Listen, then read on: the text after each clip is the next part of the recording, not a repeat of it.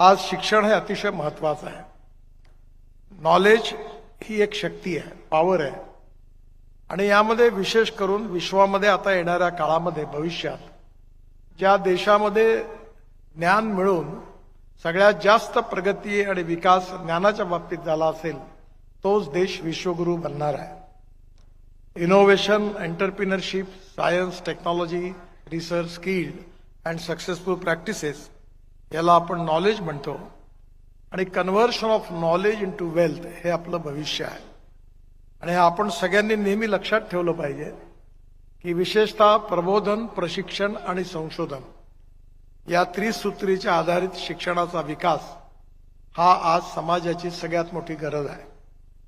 शिक्षणामध्ये रोजगारभिमुख शिक्षणही आवश्यक आहे आणि कौशल्य हे देखील तेवढंच आवश्यक आहे। पण ज्ञान, कौशल्य आणि त्याचबरोबर विविध प्रकारच्या ज्या कला आहेत, सांस्कृतिक वारसा असेल, स्पोर्ट्स असतील, या विषयात देखील शिक्षण आवश्यक जरी असलं तरी याचा मुख्य पाया जो आहे तो मूल्याधिष्ठित जीवन पद्धती, व्हॅल्यूज बेस्ड एज्युकेशन। आणि हे जे उत्तम संस्कार आहे हे उत्तम माणसाला घडवणार आहे। आणि म्हणून स्वामी विवेकानंदांनी आपल्याला नेहमीच सांगितलेलं आहे की शिक्षणाच्या माध्यमातून, संस्काराच्या माध्यमातून भविष्यातला उत्तम नागरिक निर्माण करणं ही आपली सगळ्यात मोठी प्राथमिकता आहे। या नागरिकाला तयार होत असताना त्याला रोजगार मिळणे तेवढंच आवश्यक आहे।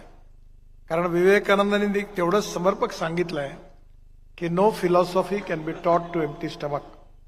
आणि म्हणून एकीकडे ज्ञानामुळे मिळणारा रोजगार आणि त्याचबरोबर उत्तम नागरिक बनण्याकरता असणारे मूल्याधिष्ठित संस्कार, या सगळ्याचा संगम ज्या ठिकाणी होणार आहे त्या ठिकाणून आदर्श नागरिक तयार होणार आहे।